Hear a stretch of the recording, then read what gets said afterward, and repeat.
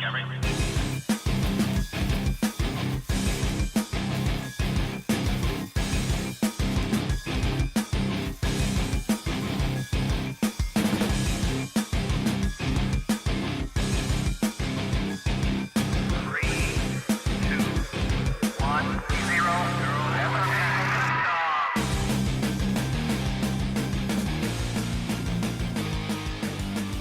Hello and welcome to Cut to the Board in the Post-Truth Apocalypse. I'm Ben, as always I'm joined by Gaz. Hello. And Mike. Hello. And also I would say hello to our fans who've been listening recently in Ashburn, Virginia, America, Nairobi, Kenya, Washington DC, Dublin and Macau. Macau? That place. Yeah. Never heard of that one either. But anyway. Book your ideas up Near to China. well down the list. Welcome to the show. Welcome to the show, and today we're going to be finishing off Jack the Ripper, that'd be wrong. We're going to be concluding off our tale of Jack the Ripper. We're going to do the suspects. Do you know how many suspects there are to this, guys? You said hundreds. Literally millions. About 100, and every year more and more, another couple are added, another couple of names are added because some author allegedly sort of unearthed some new little fascinating bit of evidence that puts so and so there. Yeah, there's 100, so I think Are we doing all 100? No. Okay, no. Cool, because I only brought a couple of cans. Do 9 or 10. We haven't got enough weed for hundreds. That's true. Times are hard. So yes, we'll be doing that. But first, we will do weird news, and this will take about 20 minutes, half an hour. Then we'll cut on to the main thrust of today's topic. Oh yeah. Let's get the boys' views on this week's weird news. So what's up first?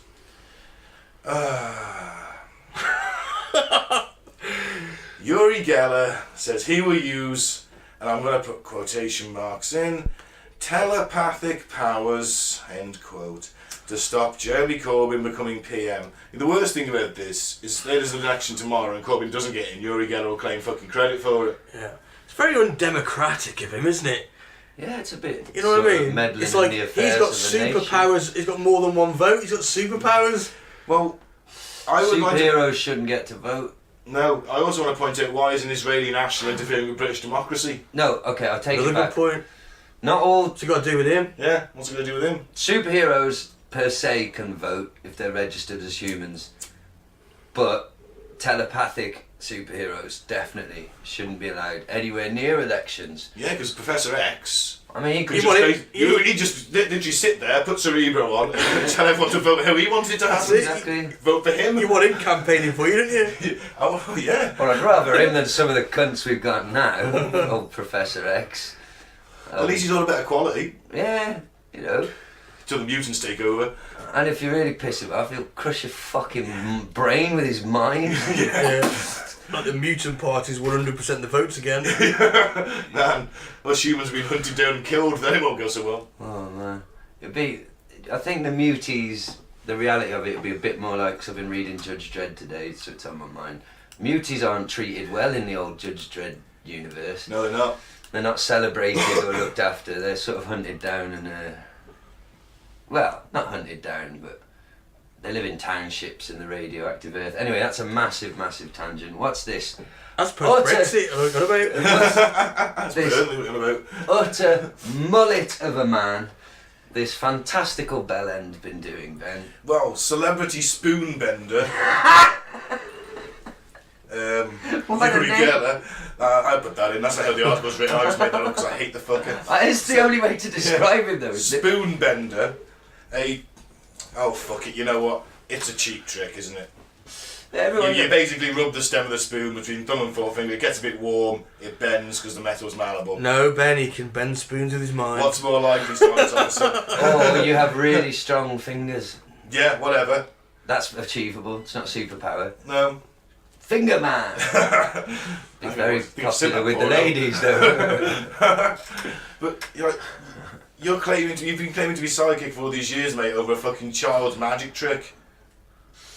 Yeah, and so what's he going to do? Is he that powerful that he can control the minds of a mass populace and affect the way they vote, or is he just going to channel in on Jeremy himself and make him fall down the stairs or something? Like, will he assassinate him? Because it'd be daft saying it publicly. Well, yeah. Alright, the Israeli-born psychic who lives in a mansion in Berkshire. Who the fucking hell has he got a mansion? Mate, he toured for years, doing the spoon bending show. He was on TV, he had TV shows. Well, he's speaking on a panel with another famous racist, Roseanne Barr, at an event chaired by an American rabbi, I'm not going to say his name. Shmuley Botiak? Shmuley Botek? Shmuley, definitely Shmuley. He says that in answer to a question of the Labour Party leader, Mr. Geller told the Jerusalem audience, I have no problem in saying he's an anti-Semite. God forbid if he takes control. Well, he's not an anti-Semite, is he? Stranger who spent all them years campaigning against racism and to come out as an Are anti-Semite. we still on about the Uri Geller? Yes, we are. He's Jewish though, isn't he? He's saying Corbyn's anti-Semite. Mr. Geller was asked by Rabbi Botek if he thought it would damage his celebrity status if he spoke out by calling Mr. Corbyn anti-Semite. Mr. Geller said, yes, I have no celebrity status, I'm not a celebrity, I'm just a man who appears on TV and bends spoons. No, he didn't say that. He said, I have charisma. If I had said it, I would say it in the right way. I would have to say it live on TV in Britain and feel the Jewish people looking at me. Mr. Geller, who was the subject of a documentary that claimed he used his telepathic and psychic powers in a number of key CIA operations during the Cold War, said he would make sure Mr. Corbyn never became Prime Minister. That was the documentary I saw that made me a believer. Yeah, the thing is, that remote viewing, it was 100% unsuccessful. I don't know. Yeah, I mean, the mainstream media go on about Russian interference in elections. This guy's going to use his telepathic powers to prevent a democratic process. Someone but take him out. The He's thing a fascist. the thing is with this, Mike, is he hasn't got any telepathic powers. Well, I know that, and you know that. He doesn't know that. He But thinks it's the he fact has. that he's actually got the will to do it, and He thinks he wants to do yeah, it. he thinks he's got the right to interfere in another nation's elections. Maybe it's because he thinks, well, no, I'm not going to go down that road. I was going to talk about the Holocaust. Let's move on. I was going to say Jewish people maybe can get away with it because of what happened. Maybe they got a bit more, like you have to let him think he can do a bit of fascism because, you know. He's basically, what it is, isn't it? He lives in a mansion. Yep. If Corbyn gets in, all of a sudden he's going to start paying a bit more Yeah. tax. That's what it is. Did you know that he had a Nice. Rolls Royce covered in bent spoons? That is I've seen it. That is Yeah. a real thing. Oh yeah, there's a Cadillac. Oh, was it mentioned in the article? Yeah, hang on, we'll get down. Miss Barr, whose sitcom Roseanne was revived last year but then cancelled after she tweeted apparently racist comments about an African-American member of the Obama administration, said she would support Mr. Geller with telepathic powers too. Oh. So she's interfering as well. Yeah. The nerve of these people, innit, Gaz? Fucking celebrities, mate. Mr. Geller also retold the story about how he met Theresa May in 2014 and predicted she would become Prime Minister. Oh, fuck off. He said Mrs. May came to meet him and he showed her his Cadillac covered in spoons, some of which are owned, used or touched by famous personalities. Ooh. I told her to touch Winston Churchill's spoon. I told her she was going to be Prime Minister and she laughed. It's important she stays in power because God forbid Corbyn should take his place and I'll have to pay more tax. I added that bit. Listeners, Yeah, God forbid that, you know... Rich fucking spoon bender here has to pay a bit more God taxes. forbid that homelessness will actually go down under a Corbyn government. God forbid that people won't be needing food banks. God forbid people got to, you know, afford the basics in life. Well, Mike, if everyone just learned to bend spoons, we'd all be rich and famous like Uri Geller. Just calm down, leave him. Have a bit of respect. He's our only, as far as we know, our only living superhero. And alright, he wants to interfere in our election. I think He's we not should a just let him. superhero. Can you bend spoons? Yeah. You've been telling me how easy it is. Yeah, I could do it. Come on then, get a spoon. That's shit audio, to be fair. Yeah, Bend them with me knob. Next week. Okay. Fair enough. Right, so Wow. Should we have the next in conclusion, story? Mike can bend spoons in his penis, and Uri Geller's a fucking fake and a fraud, and needs to fuck off quietly somewhere and go and lie in a gutter. But if he asked me out for, you wanted to pay me to go out one night and live it up, I'd be up for it, Uri. I'll come along just to punch you. No, you're not allowed. I'm gonna wine and dine our only living superhero. Anyway, this is not the hill I'm Well, going to maybe die the on. next article, we can help you, Uri Geller. Fair Why enough. is that? Because scientists find magic mushrooms could help fight fascism. Well, of course they've... No shit, Sherlock. Fucking hell. I'd like to be the scientist who spent all them years doing that research, so wouldn't you? Yeah, but Giving they don't need psychedelic a- mushrooms to fascists. You don't need a laboratory to fucking know that, do you? You just go to Glastonbury. You don't see Yeah. many fist fights there, mate, and everyone's fucking wrecked. But, you know, Yeah. it's hard to be You angry don't when really you see see any colours and you feel that... pro-Nazi rallies at Glastonbury, do you? Right. You don't actually. No. Alright, so you're a Nazi, you're out there shouting angry, or I hate calling them Nazis, the modern Neo-Nazi. The modern neo-Nazi, yeah, who's not really a Nazi, they are a fascist. But anyway, you're out there shouting some angry shit, you're all fucking riled up, someone doses you with mushrooms, suddenly you start feeling an urge to hug the floor because you feel so at one with the humming rhythmic nature of the earth itself. You're seeing colours everywhere. Sound sounds like it's got a phaser on it. It's got all in that, and you just feel wonderful. You're gonna forget about trying to stamp on somebody's head, then, aren't you? You're just gonna lie there and You're like not gonna hope that goose you step get through anywhere. it. No, you're just gonna sit down or lie down, fall down. I think, yeah, whoever spent money on this study should be ashamed of themselves. I think it's a fantastic study. I'd like to be a part of it. You don't need to be part of the study, Ben. You can just go and buy mushrooms off a drug dealer But this and way it's take them. legal. Oh, that's so... I don't know. Takes all the fun out of it. I'll go and do it in a laboratory setting, or then like fucking Clockwork Orange style, getting my eyes open. Probes in his head. Yeah, fucking hand up your arse. Gaz said this was magical and fun. It feels like I'm being invaded by a giant spider. They just push this instrument with your knob. We need a full set of results, Mr. Carter. Hold still. I'm not a fascist, though. I just wanted to try the drugs. Count the colours while I push it down. Yeah, you go and do it in your laboratory, Ben. Do you know what? I think I'm on your side. Change my mind. For the fact I actually turned you around on something. Hey. Should we read the article? Yeah. Yeah. Sorry. Although we have just pretty much Yeah, summed it up, I summed think. it up, I think. haven't we? We'll go down, but I'm pretty confident he's got the same conclusion we have.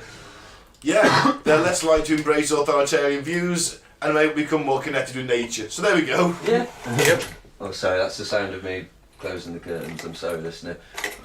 Well, Mike asked me to do it ages ago and I didn't. Yeah. There you go. They all know I'm a lazy twat now, so. Alright, what's next? Oh, there's a cheerful one. Dickensian diseases, gout, whooping cough and scarlet fever are on the rise. UK Hospital for Illnesses That's what Theresa Victorian May's era, government has bought us. by 3,000 a year since 2010. Despite certain illnesses virtually being eradicated in the 1950s, hospital attendance for some Victorian diseases have risen by 52% since 2010 to 2011, an increase of over 3,000 admissions a year. The rise has been put down to sustained cuts to local authority public health budgets, which experts say have resulted in the services of protecting against illness being scaled back. Helen Donovan, the Royal College of Nursing's professional lead for public health, said the findings were concerning. Hospital visits for scarlet fever, a leading cause of infant deaths in the early 20th century, for example, rose from 429 in 2010 to 1,321. And she said the government should accept its responsibility for failing the most vulnerable in our society and commit to investing properly in vital public health services. It's like fucking Ghostbusters or something when the Titanic comes back and like, has somebody opened the gates of hell? And it's all spewing its way through backwards and just... Scarlet fucking fever. Doesn't even sound real. Oh yeah, I need that ashtray. Sorry, spliff politics listener. Wow. So, are they going to do something about it? No. Oh. No. Although it was virtually wiped out in the 50s following a nationwide vaccination programme, admissions of the primary diagnosis of whooping cough went up by 59%. That could be the anti-vax people, though. Mm. We've not had so many of them in Britain, but it seems to be fucking taking root over here. Malnutrition numbers went up from 531 to 819, and gout numbers rose from 4,935 to 6,824. You've had that, haven't you, I Gaz? had gout once, it was fucking painful. I'm racked with self-gout, mate. Hey! Sorry. The pun crown. Yeah! Well done. Thank you. Yeah, it's fucking painful, that is gout, you don't want that. Well, that was a lovely story. Yeah. Well, I thought it was a nice segue back into Victorian times, isn't it? Oh yeah, because we're literally reverting back. Oh, To the imagine if end Telford times. becomes a Victorian slum. Well, Some parts bits of of it it. aren't far Yeah, off, to I be was fair. going to say bits of it are almost there. Wow. So is that the end of the weird news Yeah. for this week? Yeah, Fantastic. that's it. So, are we alright to carry on, or do you want to take a piss break? No, I'm okay. I'm good. But, just before you get into the main, it's Jack the Ripper related, Ben. Okay. And Mike, a special treat for you guys that I've set up for you. I've spent a significant amount of time today scouring the internet, and I now present to you, for the next 3 minutes, a non-stop succession of Jack the Ripper jokes! Hey! Oh man. Welcome to the Jack the Ripper Excellent. stand-up special. Jack the Ripper walks into a bar. He asks for the most expensive scotch in the world. Barman says it's going to cost you an arm and a leg. Jack says, deal. Thank you. What do Winnie the Pooh and Jack the Ripper have in common? Go on. Their middle names. Jack and a lovely... Right, everyone say this is good on for. 3 minutes. 3 long Stop minutes. interrupting him, Ben. Be quicker this way. Right, you see him in silence, Mike. I've started, so I'll finish. Jack and a lovely young lady are walking through some woods together. The lady pulled Jack closer and said, I'm scared of the dark. And he said, you're scared? I'm the one who's walking home alone. I'll add the sound effects of tumbleweeds So, in there. Thanks, Mike. We don't need to, they're already here. What's Jack the Ripper's favourite chap line? Girl, can I get your digits? Is this thing on? Hello. How does Jack the Ripper make money on the side? He moonlights as Jack the Stripper. What's the most dangerous fish in the ocean? Jack the Kipper! Jack the Kipper! Yes! Don't fucking heckle me. The funniest bit of things. Hey, I'll tell you what, ladies and gents. I'll tell you what. I'm glad it didn't snow much this year. Why is that, I hear you ask? Yeah, why is that? Well, it stopped Jack the Ripper from going out slaying. No. What's the only thing... Oh, this is one for the ladies. What's the only thing worse than getting raped by Jack the Ripper? Getting fingered by Captain Hook. Do you know what, ladies and gents? Which side did you get these from? Don't interrupt me, don't heckle. Shitjokes.com. Wait for it. Don't speak too soon. Go on. Do you know what, ladies and gents? I'd be gutted if I was a victim of Jack the Ripper. Jack the Ripper walks into a bakery and says, "Cool, I could murder a tart." Are you there? What's the difference between your job and a dead prostitute? I don't know. Your job still sucks. What do Jack the Ripper and Kermit the Frog have in common? Go on. Are you fucking serious? Their middle name. Oh. It's the same as the one I did. Yeah. You see, comedy. That's one word Well, for it. you've been a fantastic audience. Have a safe journey home, and if you're going through Whitechapel, try and get home in one piece. Yay. Thank you. Thank you. Excellent. Great. That's my contribution. Oh, I can't speak. My contribution. I'm so stunned by my own humour. Yeah, I got The them Bernard from, Manning of the 21st century. I think my brain's melted. Come on. It wasn't that bad.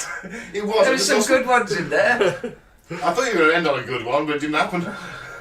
Well, turns out the internet that I scoured was actually quite scarce on... It's quite a specific Yeah, thing, Jack the Ripper jokes. They weren't too bad, mate. To be fair, they were right. So, Thanks. I think that the highlight was Jack the Kipper. yeah, that was the best. Well, I think Mike stole my thunder, jumping in and stealing the punchline. Well, I think, remember last time I did jokes related to the subject, I think was time travel, and they were not received very well. Again, I didn't write them, I just found them. I think this could be a new feature. Yeah. I don't. What? I don't. Oh, alright, well, okay. He loves to encourage people, doesn't he? On with the show. You miserable cunts. Let's talk about dead prozzies. I was with you, I'm on your side. It's miserable. Oh, alright, you can do one more. Well, what's As I was given... Lordship has spoken. His decree is final. Okay, right. I am the law. Right. Jack the Ripper. Yeah, Jack the Ripper suspects. Pick a name, any name. Could be any fucker. No one's gonna know. There's over 100 now. Every year the number grows as yet another author throws yet another name into the ring as a contender. Of course, every book will tell you the author has solved this coldest of cold cases. And some actually do add some fascinating little nuggets of information. Sadly, most will just twist the facts to fit the author's particular theory. Now, as in leading on to the suspects, and we'll do the most popular ones. Originally, the Whitechapel police originally thought that a gang was committing the murders, but by the murder of Annie Chapman and they got all the letters, they realised that it was in fact a lone killer. The police theory initially was the killer had medical anatomical knowledge, which led to the activities of several medical students who had spent time in mental asylums. Because you're going to give a doctor's job to someone who's been in a mental asylum. I think they went mental after they got the doctor qualification. Yeah. Maybe they got mental first. Okay. I thought, We need more qualified doctors. Have you tried the mental asylum? Well, I want to be a doctor. You've also been cured by a combination of cocaine, opium and electroshock therapy. And lobotomy. And lobotomy. Yeah. You're not going They'll to be give stitching arms to legs and stuff, will they be all over the place? You're going to give some raging fucking You think loot. about it. You could go to the barbers and have your leg taken off. What fucking barbers are you going to? And what are you asking for? Just a bit off below the knee, please. You know that? No. Barbers They did, yeah. were barber surgeons. Oh, You could wow. literally go to the hairdressers, go to the barbers, have your leg off, a tooth pull out and a short back and sides. Yeah, but that's not your leg cut off though, is it? A tooth out. Yeah, they could do all that. They doubled up. So you know the red and white. There's a bit of a difference between your tooth out and your leg off. They could have it all done in one day if you wanted. Fucking hell. Oh, God. I only went in for a short back and side, now I'm a quadriplegic. Told me I had sepsis. Oh, man. I don't want to go. Yeah, in a capitalist society, that's fucking... they make it up, wouldn't they? Yeah. Just to make money. I don't want to live in these times. You need a new spine, sir. He's not building Frankenstein's monster, Mike. Great grave robbing and swapping bits over. It sounds fucking miserable. So is that where Sweeney Todd comes from? Yeah. There you go. The Demon Butcher. Wasn't he a pie maker? I think he killed customers and put them in the pie. Yeah. I think. Maybe. Never actually seen it. Yeah. So one thing that everyone will agree on is that whoever was Jack the Ripper, it's certain that he knew the area very well. Over 2,000 interviews were carried out in Whitechapel with 300 people who were actually investigated. So that's a long list. 300 people, 300 suspects. They couldn't narrow that down a bit. They were investigated and obviously presumed they were acquitted or dropped as people of interest, I suppose. So I've got an alibi, governor. yeah, I was in the 10 Bells that night getting smashed on cheap gin. Yeah. Ask Larry the Layer. You know, the brickie. He was there. That's that Jack fella. Yeah, Jack was there. Ask him. Big bloke with an apron on, leather, and a cloak. He popped out for a bit, came back with fresh blood on him. So I sold him half a kipper for an arm and a leg. Okay. Of course, there's a theory that it was a woman. And it was Jill the Ripper rather than Jack. This was considered by the police investigator. Many female murderers at the time. Female serial killers are very rare. To be honest, there's only sort of a handful, really. It's a male-dominated world. No equality in serial killing. Maybe it was another hooker. Well, they think it was a deranged midwife. Oh. Maybe it was one hooker, a jealous, deranged former midwife hooker, who wanted to take out the competition. Possibly. Keep some trophies. Jill the Ripper. Jill the Ripper. Yes. She sounds hot. It doesn't surprise me you've said that. Detective Aberline was one of the first to put forward the idea that Whitechapel murderer might be a woman after the murder of Mary Jane Kelly. She was the last victim, one of the last of the canonical 5. One of the witnesses interviewed following Kelly's murder was adamant that she had seen the murder victim alive and seriously hungover hours before her body was discovered. Mrs. Caroline Maxwell insisted she had seen her outside the Britannia public house wearing a dark shirt, velvet bodice and maroon-coloured shawl, the last of which she'd seen Kelly wear many times. This led Aberline to ponder a legend you'd think it could be a case of not Jack the Ripper, but Jill the Ripper. The idea that a midwife would be the only type of woman capable of killing in such a gory way. Rumours that Mary Kelly was pregnant at the time of her death fed into the theory due to a midwife's easy access to other women's homes. No one would look twice at a midwife with blood on her clothing, and moreover, she could slip away from her crime scenes unnoticed the way the Ripper was notorious for doing. Makes sense.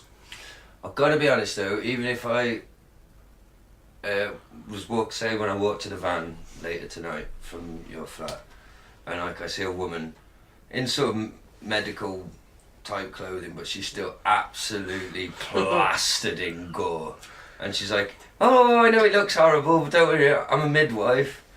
I'm still gonna think. Yeah, but this is the 1800s. It's a bit different. Yeah, I mean, people remember, you got blokes walking around with leather aprons on covered in blood because they've just come from the slaughterhouse. I just delivered a baby. How did you do it? Fucking explode it out with dynamite. I did it with a knife. Yeah, big knife. Yeah, no, okay. Do you think that's a possible? I'm going to write these down and we'll give them a mark out of 5. And we'll see who we think the most popular, most... I'll give a mark out of 10, that's more... Well, alright then. The 10 chainsaw guide. Jill the Ripper, I like it because apart from the stabby stuff and the taking the organs, it's a bit hotter than the normal Jack the Ripper. No, I'm joking, it's not hot at all. And I'm not making light of it, I am. I don't know, it's possible, isn't it? Because maybe... Did we give it a vote now? Yeah, let's give it a vote now because there's no names as such, it's just there's this theory. Alright, I'm going to give it a 7. Mike to 7. 7, I guess. Alright, we'll go with 7 because it's likely, I mean, it's a possibility. Yeah, we're going to do individuals. Yeah. Think about it, she went crazy for some reason and she can't deliver babies anymore, so she like demolishes in a really graphic, horrific way the fucking reproductive areas. That was the thing I was thinking. Random hookers. Or a closet lesbian, frustrated. Well, there's frustrated, then there's like ripping out the uterus. And got no children. Yeah. Maybe she caught some nasty disease. Well, according to prostitute. Alex, all lesbians want to eat your brains, don't they, or Something like that, yeah. Who says that? Alex Jones. They want to eat something, but it ain't brains. Lettuce. Anyway, So we're going to a 7. yeah. Could be possibility it was a mad midwife. Then Mike, next one please. Dr. Neil Cream. This one's quite good Dr. actually. Cream will see you now. Ew. This one's quite good. I like this one.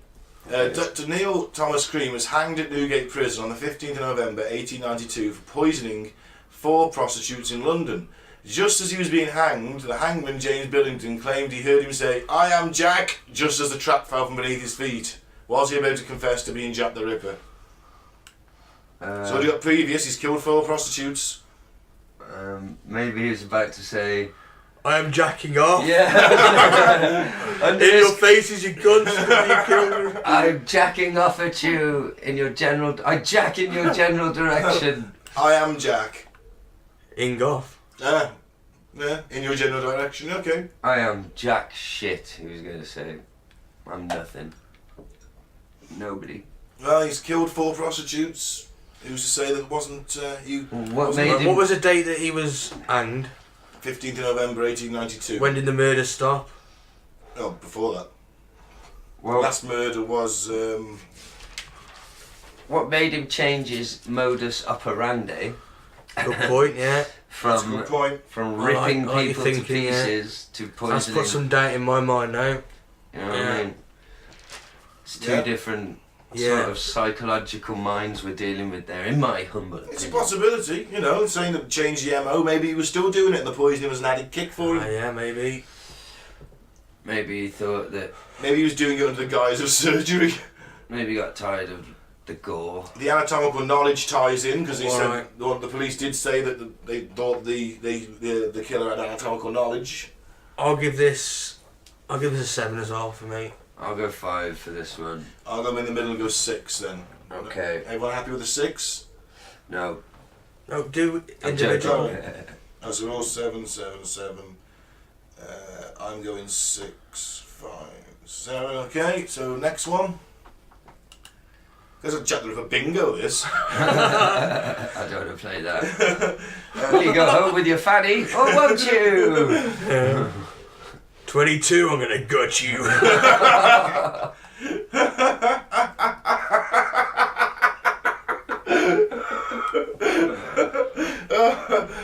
So this is James Maybrick, and this is the Diary of Jack the Ripper.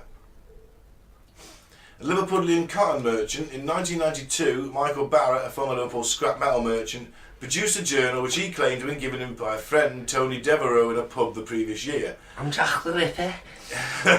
Although the author of the diary didn't actually identify himself by name, it's quite obvious from various personal references and from other information contained within the journal the diarist is meant to be the Liverpool cotton merchant James Maybrick.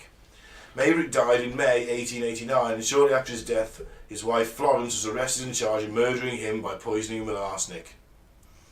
In the diary, the author makes a claim that he had seen his wife, whom he calls the bitch or the whore in the page of the diary, and her unnamed lover in the Whitechapel district of Liverpool.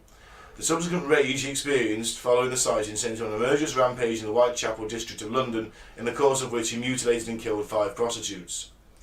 The author contains a somewhat long-winded description of the murders, while ending with the assertion, "I give my name, that all know of me, so history do what you do tell what love can do to a gentleman born, yours truly, Jack the Ripper." So if he's from Liverpool, he can go into town, he can do what you want to do, he can leave again the next day. My biggest question is, so he sees her buffing somebody else in Whitechapel in Liverpool, and he says, right, I'm going to Whitechapel. No, Whitechapel's in London, he's from Liverpool. Yeah, but it says, hang on. He saw his wife in Whitechapel with another bloke. I'm They sure were it both said, in. They were both in London. He must have stood out. I'm sure it said in Liverpool, I'm being thick. So, Oh yeah, it did actually. Yeah. Whitechapel Sorry. district of Liverpool. That's a typo from JackTheRipper.org. Must be because I don't So remember. I otherwise, don't remember yeah. Whitechapel in Liverpool when I was there. So I was going to say, Yeah. Yeah. so I don't like Whitechapel in Liverpool, so I'm going to Whitechapel in London to mash up some whores in revenge. Take that, Liverpool. Yeah, I think that's a typo. Yeah. I would go with that. Alright then. I'm thinking that that's his fantasy. I think he's living out a fantasy through Jack the Ripper. He's heard of it at this time. Yeah. It's a bit like me writing a diary where I don't really name myself, but I make it obvious who it's me, and I claim to But be you wouldn't- Batman. But you wouldn't write your own I am so and so at the start of the diary, would you? You just No, launch neither into did it. he. You wouldn't write your own name in it. That's my point, but Yeah. he left clues in there to prove who he is. But I could just write one and say, I'm Batman. It's the same thing, Jack the Ripper was the Batman of the day. Sort of. You did And that. then he might not even been real. No, he was real. No, it might have been, like, Jill. I think he's Could have been living a gang. a fantasy through Jack the Ripper. That's what I mean. So Well, he's trying to There's say a little bit more to this apart from the diary. Oh, go on then. The first Ripperologist. Ripperologist. The first reaction from experts on examining the diary was encouraging. Several of them agreed that if nothing else, it was most certainly the correct period to have been written by James Maybrick. But they also make it plain that a far more thorough forensic analysis was needed in order to establish exactly when the journal was written. And it was at this point the scientific data became somewhat blurred and contradictory. Michael Barrett confesses that he forged it and then says he hadn't, basically. He informed the Liverpool Post he had in fact forged a diary, and then he retracts his confession.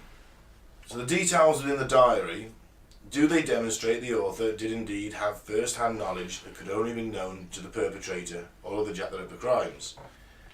In a word, no, there are common fallacies and misconceptions. What he says about Mary Kelly's murder, That's important. It's apparent on close scrutiny of the diary that many of the descriptions of the crimes and the crime scenes are actually taken from press reports and later accounts of Jack the Ripper murders. So that's what I'm thinking. So let's just go down to the bottom because there's a little bit more. Apparently, in 1993, Albert Johnson purchased an antique gold watch on the inside of which he found scratched the initials of Jack the Ripper's 5 victims together with the signature J. Maybrick and the words "I am Jack." I think that's bullshit, personally. I think he's done that himself. He's heard about the diary and gone, "Oh, I can make a bit of money here." Yeah, I think I'm not going to give this one a very high score. I think Mike's right. He's trying to, you know, make a name for himself, and yeah, I'm Jack the Ripper. Tell all your friends about me. Yeah. You know, nah. I'm going to give this one a 3. Ooh. I'm going to give it a 4. 4. I'm going to go. I'm probably going to go 4 as well. Sounds cool, but when you say that there's things that don't match up to the actual murders, that you just took it from press reports, and it's like, well, backs up my theory. yeah, it's like anyone could have wrote it that way, couldn't I think they? the watch is bollocks as well. Yeah, you don't want to do that. You don't want to get caught. Do you? Oh my god, that name. Thomas Cutbush. Oof. Yeah, I was about to read. I read it differently at first. Cunt bush. Yeah, but Cutbush is worse when you think about what happened to the women. Yeah. Fuck. Thomas Cutbush. I do Brazilians, don't you know? Do you know, I once wrote a song that was ripped off by Tina Turner. Cutbush City Limits. Bastards changed one letter. Made $1 million. Cutbush City Limits. Cutbush. Sorry, I'm being very silly. What's he saying? In November 2008, the files of Thomas Cutbush were made public at the Reading Records office. Whereas these files don't contain any earth-shattering revelations that directly link Thomas Cutbush with the Jack the Ripper killings, they certainly provide an intriguing insight into a man who was evidently a favoured media suspect. He was named as Jack the Ripper in a series of articles that appeared in The Sun. Hey, The Sun newspaper in 1894. Bullshit One for me already. It's associated with the sun. And it reporting bullshit since 1890 something. Yeah. The article goes into a good amount of detail about the Whitechapel murder, although they didn't actually name Cutbush. In the memorandum that Melvin McKnighton, who's one of the police chief guys in Whitechapel, states emphatically the Whitechapel murder had 5 victims and 5 victims only. So yeah, they're basically saying that he didn't rate him that high. He said there's 3 likely suspects. Well, what made people think that he was? Is he a doctor of some description? Or? He was in Broadmoor and they took the files on him from there. So that's what Cutbush's Broadmoor files reveal. The Sun article claimed that Cutbush had caught venereal disease in a prostitute and the resulting delusions were what led him to kill the prostitutes. McNaughton concluded that Cutbush had apparently contracted syphilis about 1888, and since at the time he led an idle and useless life, his brain seems to have become affected, and he believed that people would try to poison him. He was gone then, he was a nutter. Yeah. I'm giving this a 1. Yeah, me too. Yeah, I'm gonna give it 1. I'm not just copying. I've got my own mind. I just, you know, he was a fucking loon.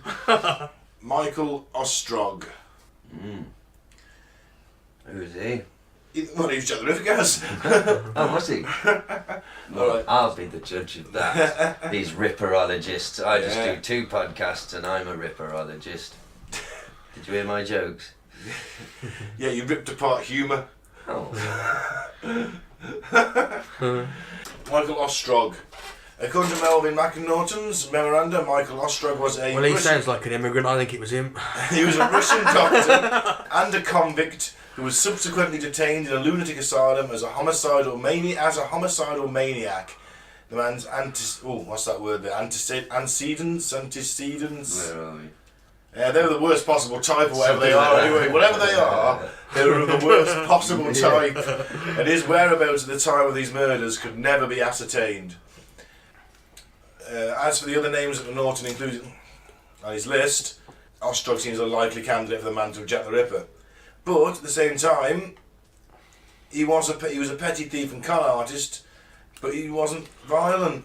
Yes, he had lots of periods inside in jail, but he had one act of violence and a long criminal career. But obviously, then he must have thought he was in an asylum, being a lunatic. Yeah, it's a bit. But they said he had a clever head, a good education, and polished manners. So he was more of a, like I say, con artist. Well, it's a bit weird. Like, so you're robbing wallets by the day and ripping out ovaries in the evening with a fucking big knife. Yeah. It's like, I mean, I don't know. Is that?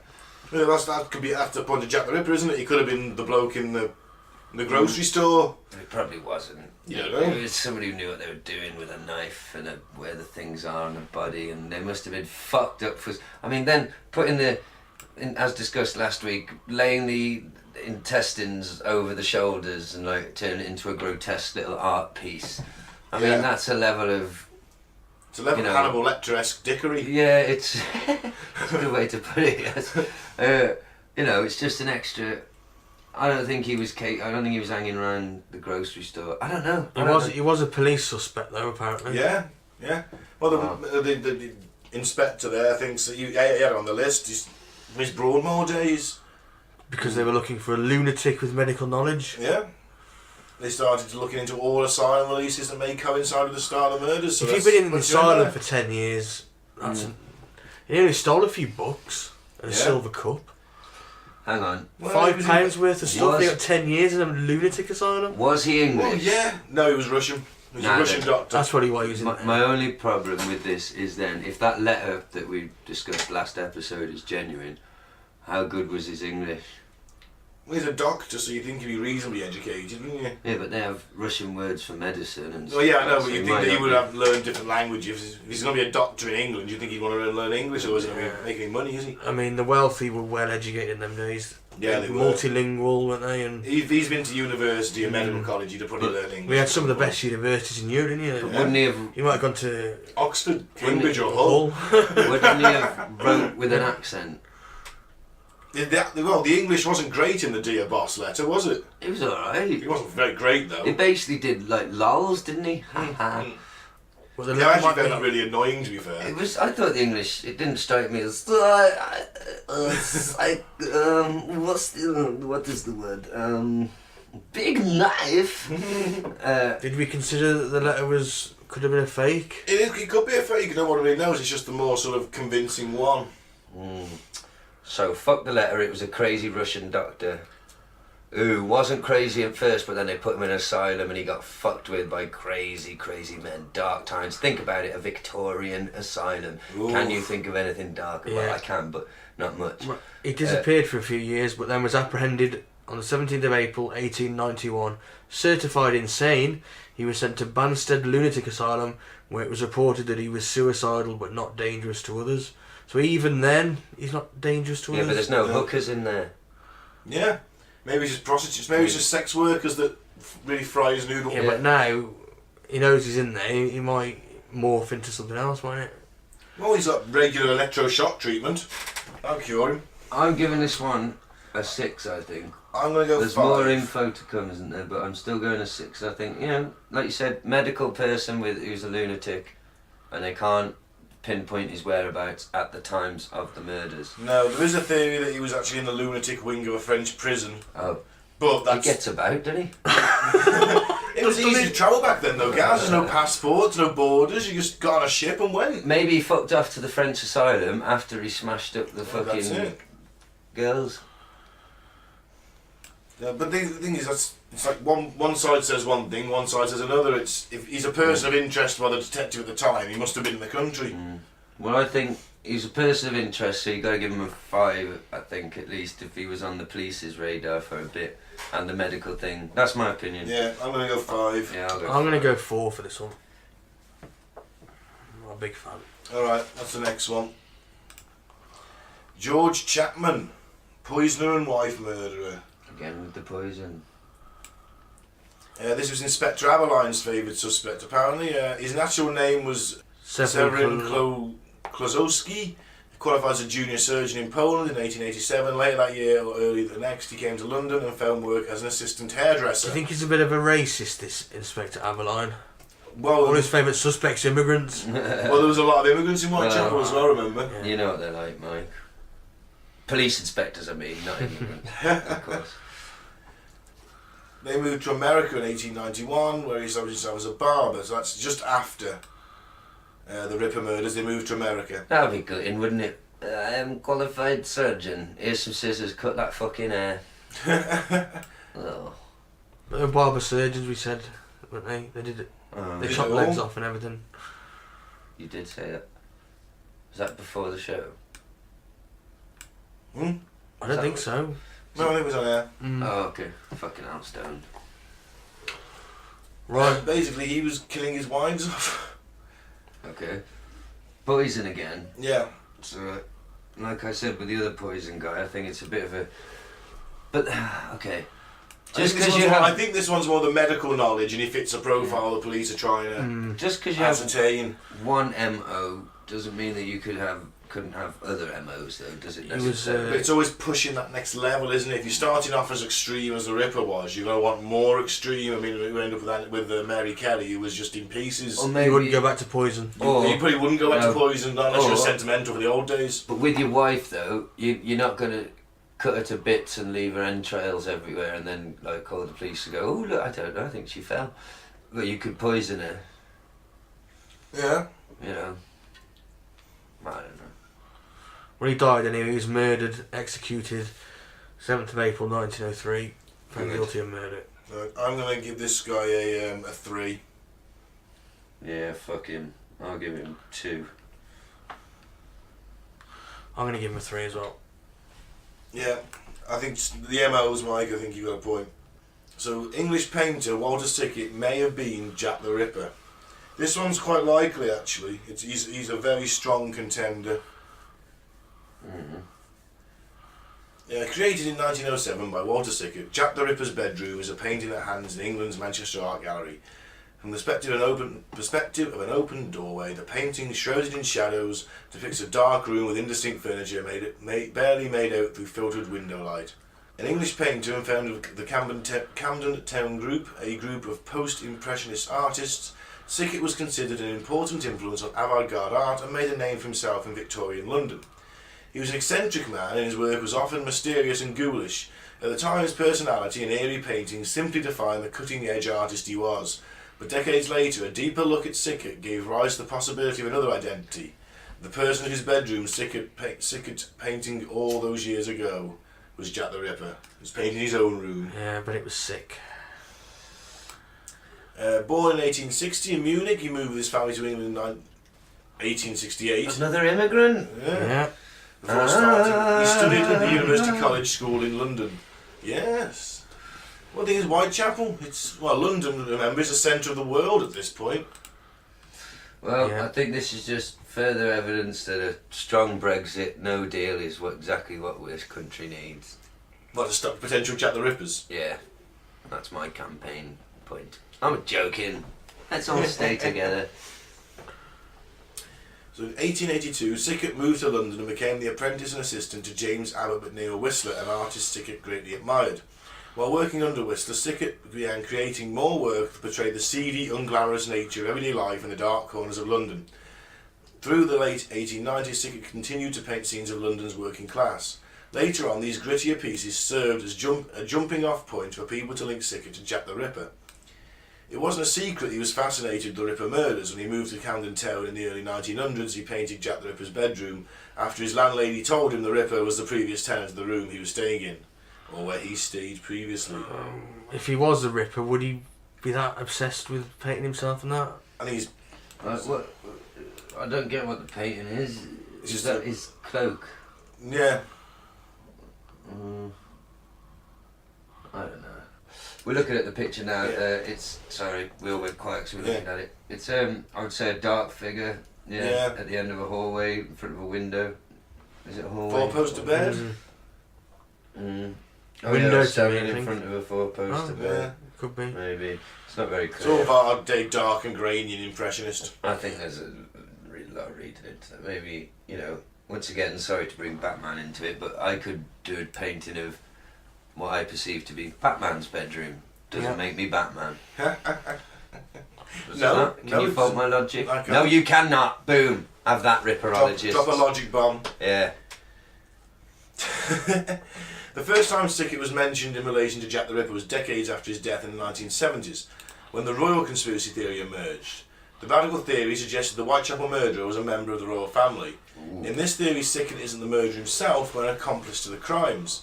The book by Stephen Knight, Jack the Ripper, The Final Solution, really needs to work on that title, said that Sickert was forced into being an accessory to the murders by the royal family member. Don't call your book The Final Solution. Yeah, but it wouldn't sound if it was Jack the Ripper, another solution.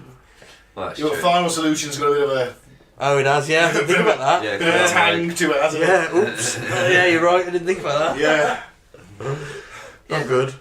You know, yeah, I guess. Come on then. In the 1900s, Sickert moved from a supporting role in the Ripper murders to the main character. Jean Overton Fuller released a book, Sickert and the Ripper Crimes, and drew on evidence that was given to her mother by Florence Pash, who was a colleague of Sickert's. In her old age, Pash had confided in Fuller's mother, telling her that she had kept the secret that Sickert was the true identity of Jack the Ripper. So the theory that really stuck... What was that? You know Patricia Cornwell? No, I don't. She's a crime author, a very successful crime author. Okay. And she put £2 million of her own money into this. Holy fuck. She's So- a very successful author. She's a very successful. She's spotted clues in his paintings and used additional evidence to show that Sickert had the personality and psychology of a serial killer. She even called on a team of forensic experts to analyse the Ripper letters for DNA matches and claimed to find mitochondria DNA that linked at least one Ripper letter sent to Sickert. Despite skeptics, Cornwell, that's almost titled, Cornell. didn't let go of the theory. As recent as to 2017, she said she was more sure than ever of Sickert's involvement in the infamous murders. Scientific analysis showed that the paper he used was the same used in some of the mocking letters the Ripper supposedly sent to the police. 3 Sickert letters and 2 Ripper ones came from a paper run of just 24 sheets. Cornwell also believed he continued to kill and had murdered as many as 40 victims. I'm liking this more now. Because I'm thinking... The mitochondrial DNA, though, it could be sort of 1 to 10%. That's your variance. It's not narrowing it down. Yeah, that wasn't the thing, actually. It's just the idea of the fact that he's reliving it by painting it, you know. Can we look at that painting again? The one He's like a retired serial killer that still wants to delve into it, so he paints what he used to do. He didn't stop. He murdered as many as 40. Can I see that painting again, Mike? The one with the woman in it. Yeah. Did he paint that one? Yeah. The Camden Town murder, 1908. So is that him taking off a woman's legs? I think he's someone No, I found think the body, there's- isn't it? Is he holding a hat, sat by the bed with his head bowed in grief? Yeah. Oh yeah, I thought like the legs had gone and there was gore everywhere. Oh, he's just sitting next to a dead woman. I was speaking to a friend about this. She's quite into Jack the Ripper.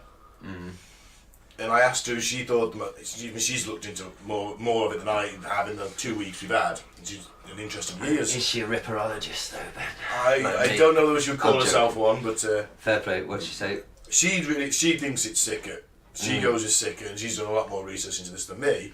Okay. Apparently, she told me this story where like he was sort of it was like World War One. London was in blackout, and some of Sickert and these arty people were out in Whitechapel. They were going down the streets, and it was all dark, and he's like, "Oh yeah, that's where so and so was found," and he was telling them how they were found and all. And he was a friend of the royal family. Was he? Well, He was, yeah. The Queen Mother loved Sickert's Oh, work, it's me. It's for me. It's him. Straight away. and that's why he was an accomplice to the murders. I think if it was a poor man, he would have been caught. Someone would have dobbed him in. I do agree with you. He was a man of wealth. So I'm thinking it's a man of wealth with connections. That's why it's unsolved. Has he got any medical, or is it the art side of him that maybe he's just got a good anatomical? He's a surgeon, wasn't he? No, he's an artist. Oh, an artist. You know, he's hanging around with people in high society. Would you mind if I attend a dissection by you, Dr. So-and-so, if I'm using my art? Maybe he's just so sick he was capable of doing that. I wonder what happens if I stick the knife in here and cut down it. Well, we know what these wealthy elites get up to, don't we? Well, Yeah. maybe he shifted into his lizard form Maybe. and had to fucking feed his. He needed some. What are they called? That's in the blood. The reason they sacrifice the children. Adrenochrome. That's it, adrenochrome. Maybe there's something about. It was some sort of ritual to do with the adrenochromes of hookers Possibly. and his lizard form. I don't know. I'm just spitballing. Masonic. Well, what do we give that one? Sicket. I go with an 8 for Sicket. I'll go. I'm gonna go 6. Because his name gets thrown about in here as well. I'm gonna give it a 9. I like this one.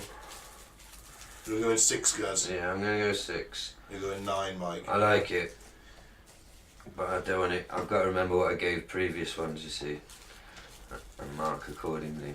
Can you put that on reader view, please? So, the book we mentioned earlier, Jack the Ripper: The Final Solution. Stephen Knight explained his idea that the Ripper was actually a Masonic conspiracy perpetrated by a group of secretive Freemasons in an attempt to cover up for a member of the royal family. Yeah, this is more me. I'm up for this one. Knight's elaborate conspiracy theory concluded that the Canonical Five were murdered by a select group of Freemasons to cover up a secret marriage between Prince Albert Victor, the second in line to the throne, and a working class girl, Annie Elizabeth Crook, to protect the reputation and validity of the monarchy. Although the book and its theory are now widely discredited and dismissed as untrue, the seed of an idea was planted. And since the book's publication, a number of other historians, theorists and ripperologists have weighed in and had their say about the Masons' theory. So, the royal cover-up. The Masonic Ripper theory states that high-level Masons were determined to protect the monarchy, thus maintaining their own level of control within the government. It paints the Masons as being obsessed with preserving the status of the ruling class. Remember, as you mentioned, the poor are pissed off at this point. You've got low wages, you've got mass homelessness, people are prostituting themselves to feed their families, and these rich fuckers are sat there in opulence, aren't they? As they are nowadays. Yep. Except we're not quite as bad off yet. So what happened? Was it something like, or I was going to say in the article, because I heard some royalty guy killed someone, so they dumped a body and then killed a bunch more to make it look like there was a serial killer. Well, maybe. That's one of the things I heard. Is that what this is on about or not? Or is this a different... No, this is the Masons. Oh, yeah, sorry. Go on then, what are they on about? Apparently, Knight's primary source later admitted it was all a hoax to the press. Oh. I could go for that. Remember these symbols on the one victim's face? Upturned triangles below the eyes. Right. Bit Masonic, yeah? Pyramid in the eye. Masonic I shit said that going on. last week, so yeah, I've got to stick with that theory. I'm going to give this one again, I think a 7, because yeah, I do believe, you know, I've mentioned it several times in previous episodes, I do sort of half believe that the elites of this world do some dark, satanic, evil shit and some weird ritualistic things that are beyond our comprehension. So maybe this was one of those. Maybe it was he just wanted to kill, so they helped him achieve it. That's why there wasn't much evidence. Well, I'm linking it to the last one. What was his name? Sickett. So I'm giving it a 9 as well. Alright. The I'll two go with a are 9. I'll combined. go 7. What did I give Jill though? They gave Jill a 7. 7. I'm gonna have to go 6 with this one because I'm still on 6. Jill. Oh. Wow. Sorry to put my. You just want to be on Jill more like. Well. He wants to jack off, Jill. Ah! And you're going 9, Mike? Yep. Right. Dr. Francis Tumblety, an American quack doctor. Look at his fucking moustache. It's a massive. fucking amazing moustache. You can't Please go around listen killing up. people For the with that on listeners, your it's face. good sort of 6 inches out of his face, isn't it? Yeah, you can't go around murdering wenches with that on your face because somebody There's sees no blood you. in that. You couldn't even cover it with a hood. You know what I mean? That's a dead giveaway, innit? With massive. Imagine your shadow as you're running off Your down the silhouette. alleyway. Yeah. That man's got a 12-inch moustache He had a French baguette attached to his in face. his mouth. He was a hungry killer. He's a hungry But killer. listener, trust me, he's got a massive moustache. I've got to have a look. It required comment. Dr. Francis Tumblety. One of the more talked about recent Jack the Ripper suspects is Dr. Francis Tumblety, whose name was suggested by Inspector Littlechild. Prior to and during the Jack the Ripper What's he know? he's inspector. He's a little kid. Sorry. Although Little Child, as far as currently known, had very little to do with the Jack the Ripper murderer investigation itself, as a high-ranking police officer in the Metropolitan Police, he most certainly would have had frequent contact with the likes of Dr. Robert Anson and Chief Inspector Swanson. He's a copper. He's a bent copper. Oh. I like in this one. Anybody in authority, basically. No, it's accused of Tumblety's a doctor. This is the Oh. Tumblety's an American quack doctor. Oh, he wasn't the... Little Child is a guy saying that this is my suspect for Oh, okay. I thought he was a link- bent copper then, sorry. This links back to... I'm just stoned, carry on.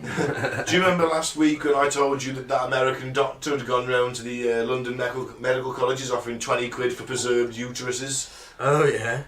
They reckon that was Tumblety. Oh, well, that's a bit dodgy, innit? And that's going to raise some red flags straight away. So they think that he was collecting a fixation. Okay, let's go more into it then. Quack the Ripper, that said. That sounds like one of my jokes. Well, one of the internet's jokes. And of course, apparently he's a homosexual as well. He was charged with acts of gross indecency with a number of males. Oh dear. So straight away he's also on the shit list, isn't he? And he's an American in London in the 1880s. At that time, yeah. Another fucking immigrant. I'm seeing a pattern. Scroll down a bit more, please. Victorian London's trying to tell us something. He collected medical specimens, including uteruses or uteri. Yeah, I've got to admit that's weird. I collect a lot of stuff. And he fiercely denounced all women, but especially fallen women. So the sex workers of Whitechapel. And those who knew him thought he was guilty. Oh, well, even his friends were saying it. Yeah. And he was a high up copper, yeah? No, he was a doctor. He was an American quack doctor visiting. I don't pay much.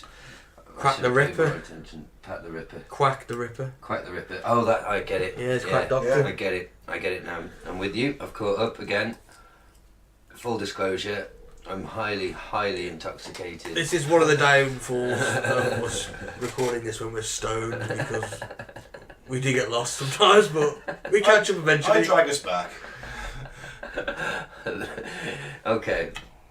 Get dragging, Ben. What are we doing? Alright, so Tumblety, like collecting uteri, potentially went round offering 20 quid for them, didn't got knocked back, went out and collected them anyway, hated women. Yeah, it was a big jump collecting. The reason the murder stopped is he left the country. Let's look at the evidence against him. They say it was a fairly weak case against him. Yeah. No concrete evidence he ever visited Whitechapel, and he most certainly bore no resemblance to descriptions given by those who may have seen the face of the killer. Exactly. No one said massive 12-inch fucking moustache, did they? That moustache is a bit of a giveaway. Right. I'm giving this a 4. I'm going 3. He was not known as a sadist. Well, sadists don't tend to put it out there, do they? I'll give it a... Have I told you that I'm a massive sadist? No, it seems like something you'd keep to yourself. He does. You know what I mean? I torture small animals at the weekend. How about you? I would give him a 4, but because his moustache is so evil, I'll give him 5. Evil moustache pings it You're up. telling me the witnesses didn't notice that? Yeah, but it's still evil, so I'm giving it... He gets a +1 bonus. Hey! Evil bonus. Look, if that moustache, he's put like varnish on it to make it like diamond hard. He could have ripped out someone's stomach with his face, like a bull. Yeah. Maybe he was cutting their throats with that moustache. Maybe. It may have been a knife. That's how I know there's no evidence. No murder weapon, because it's attached to my wonderful face. look at my thick, luscious moustache, police of London. Mwah. Why did you put varnish on it? The only thing is, if I had a moustache like that, I'd definitely be bragging about it in the letter. And you will know me by my moustache. The Phantom Raspberry Blower of old London town. He wrote that? He wrote the letter The two with Ronnies? his moustache. Yes. No, I don't. Yes, You remember vaguely remember that. Sorry. They used to do that. You're just The farting. Phantom Raspberry Blower of old London town. Oh no. He's no springy old Jack. It was a Jack the Ripper rip-off, but... Alright. But with no dead hookers. No, just a Phantom Raspberry Blower. Sex workers.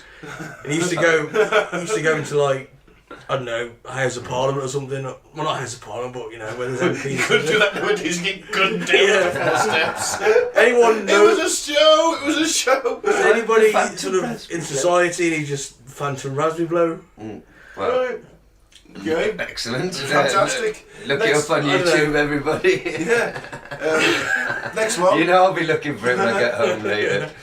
Sorry, yeah, so... Those are two Ronnies, man, they were good. I'll tell you what, I'm changing my score, Ben, sorry. I'm giving him a 2 because that moustache is fucking ridiculous. A witness would see that. Well, to balance it out, I'm raising to a 4 because I'm... What's it with you two with that moustache? I just think it's amazing.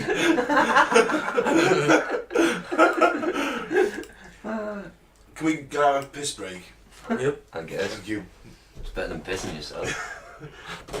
Right, so I'm back from not pissing myself. Aaron Kosminski. Foreigner. Yes. Remember large immigrant population? Just saying. Ah, that sounds important. Suspected by the 2 most senior officers. Yes, so Kosminski is of particular interest because in addition to McNaughton, the 2 highest ranking officers with direct responsibility for the Jack the Ripper investigation also considered him to be a strong suspect for the Ripper murders. It is now known the suspect in question, Aaron Kosminski, a feeble-minded imbecile, was admitted to Corley Hatch Asylum in February 1891, but had begun displaying signs of insanity at some stage in the late 1880s. He believed the higher power spoke to him and controlled his actions, and claimed to know the movements of all mankind. He would refuse to wash and would not accept food from others, preferring instead to eat from the gutter. Schizophrenic, delusional, paranoid, and incoherent are all characteristics displayed by Aaron Kosminski. Weren't the gutters full of shit? Yeah. Literal human, animal, river flowing, pungent shit, and he's just like, a carrot. Nom nom nom nom nom. Lovely. Does he strike you as a surgical killer? No, and also they don't think he was just that violent. Some records say he's not violent. The police seem to think he was. Sounds like the fucking village idiot. But I ate my dinner from the gutter. you could also imagine him just going nuts and stabbing someone up horribly, couldn't you? Yeah, but the murders weren't done in that way, were they? They were surgically, deliberately. No, they were made a mess of. They just hadn't. They knew anatomy. Yeah, He knew where stuff was to take it out. Well, I guess. You know, he was cutting. I mean, Mary Kelly, you described last week, was like in pieces. You know, they had to identify her by her eyes and ears. No, he's a feeble-minded imbecile. He's got a 1 for me. He's considered one of the most likely, you know, amongst the Ripperologists.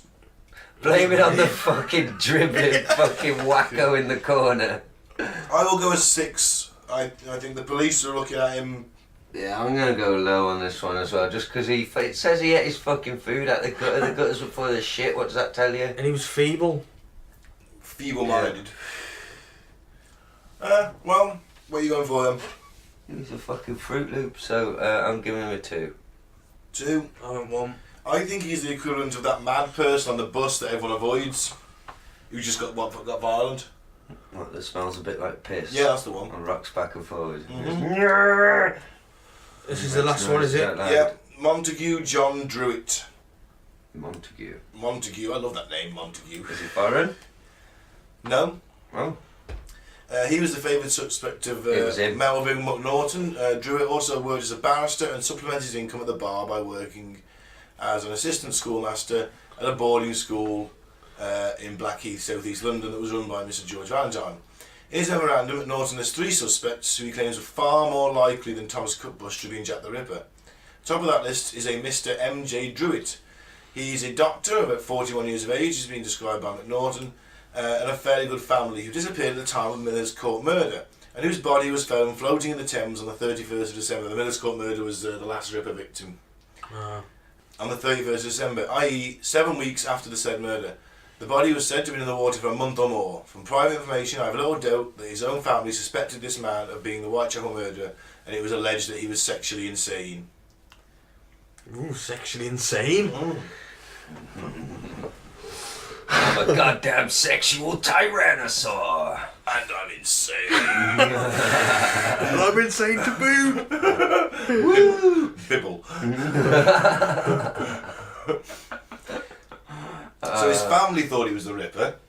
He himself had syphilis, which he was convinced was driving him insane. The tips of the noses were cut off the victims, which is the thing that happens with the later stage of syphilis. The tip of your nose falls off, as well as you become impotent. Okay. So was it a case of frustration that one of these women had given him this disease? and he was taking out his revenge before he knew he'd have to kill himself before he devolved into utter insanity. Well, I think you saved one of the best till last. On the 5th of January 1889, the Acton, Chiswick and Turnham Green Gazette, Riverton Reed no doubt, Yeah. reported on the inquest into Druitt's death and quoted the testimony of his brother. William H. Druitt said he lived at Bournemouth and that he was a solicitor. His mother became insane, so he thought he was going to go like her, so he killed himself.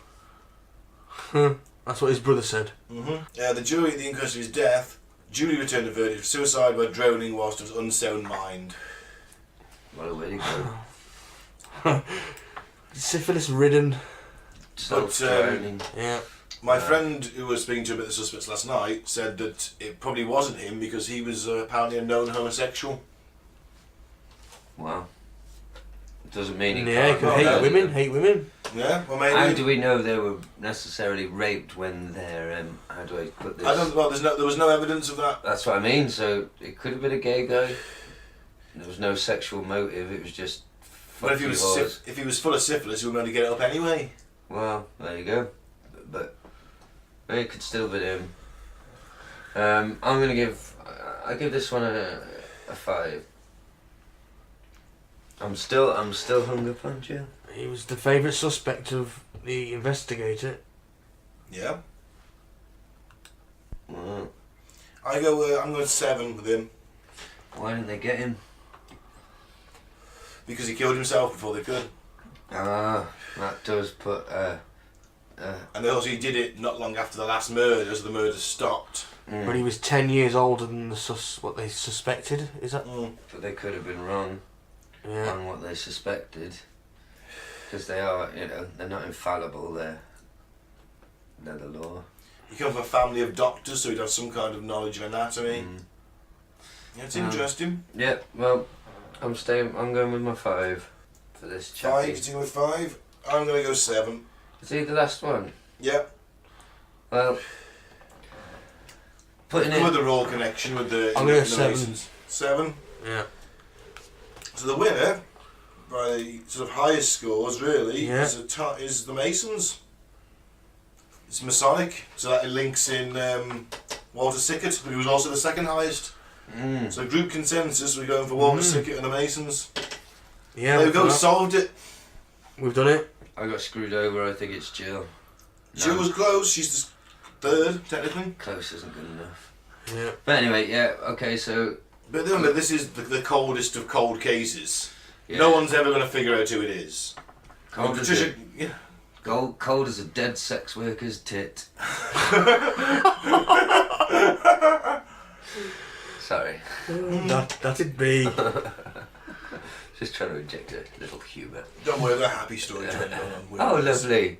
Lovely. It's heartwarming. I was thinking that during the first set of weird news. Where's this happy story you're talking about? 'Cause it wasn't very happy. Okay, then. The Victorian disease is making it come back wasn't happy at all. Yeah. Weird news then? Yeah, let's do the weird news. So Oh, have you guys said though who you think? I It's the group consensus. I go for Sickert personally. Sickert's mine as well, yeah. Maybe a bit of Masonic thing in there, but I think Sickert. Well, there is the triangles on the Yeah, cheeks, isn't That's there? a giveaway for me, that's my. We know they're into some Punch. dark satanic shit, Friend of the show. aren't they? Yeah. Yeah, so yeah, okay. Excellent. Well, that was fun. Well, you know what I mean. We'll be lighter next week. We've got a UFO cult, potentially a UFO sex cult. Ooh. I think there's sex involved. Yay! Isn't there always? Yeah. In It's every a cult. Yeah. He always ends up banging his members' wives in front of them eventually. Yeah. You don't join a cult. That's unless why I you're a started man. my cult. Speaking of that, if you search for I've forgotten the name. The Church of Insignificance. That's it. If you search for them, you can become a member. So far, we've only got one, and they haven't actually paid their subscription fee yet. So I will be chasing them up on that. Looks like I'm going to win that money. I have actually been invited to that person's wedding though, so maybe I could. Are you officiating? Is it a cult wedding? No, but I can shake them down for the £2.50 in front of all the guests, because you can get away with that sort of thing when you're a religious leader, such as myself. So anyway, do join a cult, contrary to what Ben says. Don't join a cult. It always ends in gunfire. You can if it's mine. He'll end in gunfire. So yeah, weird news. Sorry. Let's get the boys' views on this week's weird news. Michael. I found this amusing video. Okay. It's 3 minutes long, 3 minutes 13 seconds long, and a roofer claims to have been abducted by aliens multiple times. You'll find out all about him. I've been probed by aliens many times. James has been a roofer for 40 years and claims to have been abducted by aliens over 200 times. Get off the I can't roof. prove it, but I believe I'm the most abducted man in the UK. It's getting dark. I was just finishing for the day. I was putting my tools away when I heard a strange, high-pitched sound. I turned around to see where it was coming from, and this bright light blinded me. I felt myself become lighter and I was lifted up into the air. I think it was woke up inside reconstructing a room itself. with two beings standing over me. Walls were covered in strange symbols. They performed loads of different procedures on me. And I was awake for all of them. I've been taken by many different species. I think I must be quite an attractive specimen for some of them. This is the main type of alien I've been abducted by. The grey. They're quite beautiful in their own way. Strong, with big eyes that you can get lost in. It's giving I believe they have lipstick. psychic powers that calm you down when you look into their It's drawn eyes. it with lipstick on. Professor John Moore is head of the psychology department at Canmore University. He's been studying James for 5 years. Well, I've been working with James for quite a while now, and his insight into these alien species is quite fascinating. I believe James 100%. His descriptions of the crafts and the species are too detailed and too similar to other people's experiences. This has to be made up. And It's gotta be there's all real. physical evidence. He's not a real psychologist. I've had a number of devices found in my body. At first I had them removed, but then I realised the aliens were putting them there for a reason, so I left them. This is spoofing it. I think they're preparing me for something. I believe they're getting me ready to take me with them permanently, so I can be a representative for the human race Oh, fucking hell. and help integrate human beings into intergalactic society. The Intergalactic Council will be making contact with our Earth government. Really? And the beings know this will be a difficult time for human beings. I mean, they've seen our movies. They know that as a species we can be quite hostile to change. And they want me to help smooth the transition. James is keen for that day to come, as on Earth he's been affected by high strangeness. High strangeness, that's when weird things happen to people who've been abducted. For me, that's meant a lot of my tools not working. Yeah, I've delayed a lot of jobs because my tools aren't working. It's meant a lot of unhappy customers. That's a spoof. It has to be, doesn't it? It has to be. Since filming, when I went to contact James, his family say he's on a long trip he'd been planning for a while. Yeah, come on. That's obviously. That was very well done. Yeah, it was. But, On yeah. the tools. I'm here to smooth over the transition between human-alien relations. And do you need your fucking roof, do we? I'll sort them fucking tiles out for you, no trouble. Unless my tools don't work. Yeah, because you know, High strangeness. how strange. I've had some high strangeness, you know. We have it every time we record the fucking show. We should change the name of the show should, yeah, to High High Strangeness. I think that's a much better title. Oh, come on. That's a better description. Too late now, though, isn't it? Yeah, No, we're it's brand never- new, Gaz. It's never too late. Oh yeah, we'll have to have a meeting with the creative brand department.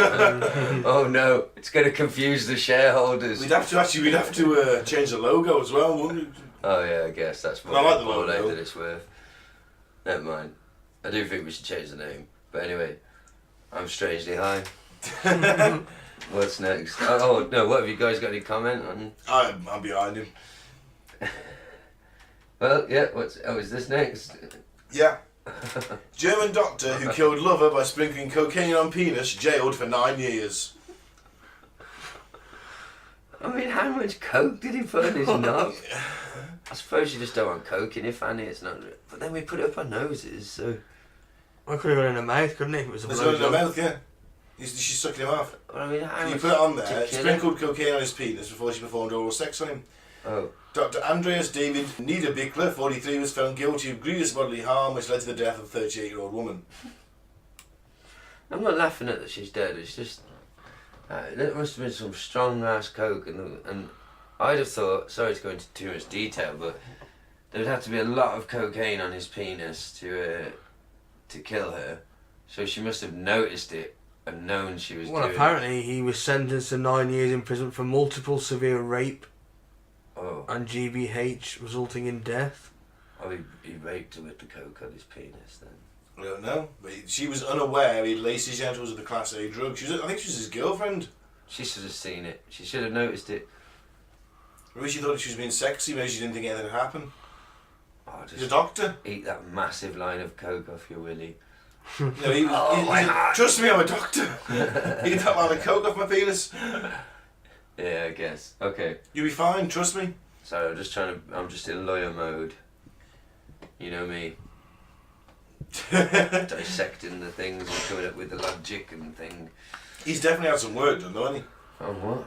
he? His face. It wasn't his. Yeah. I think he's naturally that ugly. He just looks like he's been Botoxed a lot. They were having an affair. Oh. She was married. She wanted to leave her husband for Dr. Niederbickler. He was like Christian Grey from 50 Shades of Grey to her. Oh dear God. I guess the lesson is don't put the coke on your cock and then put your cock in the lady's mouth. According to reports, the court found it proven that Niederbickler had put cocaine on his foreskin before having vaginal, anal and oral sex with 3 other women between September 2015 and February 2018. Rock and roll doctor. Prosecutors added he would secretly add the drug into the drinks of women in a bid to make them more compliant to his sexual requests. Date raper. Yeah, man. Okay, Bit of a cunt, isn't he? I take back the rock and roll doctor statement. Yeah. You should be able to He get wasn't these cool being a enough to doctor. get it, to do it rock and roll. He had to drug him and rape him. I would suggest, I'm not an expert, but I've done my share of the old, allegedly, in the past, may have done my share of the old cocaine. I think it's much better to just snort it like a normal person, like your average regular person who does cocaine. Just snort it, don't put it under your foreskin. Yeah.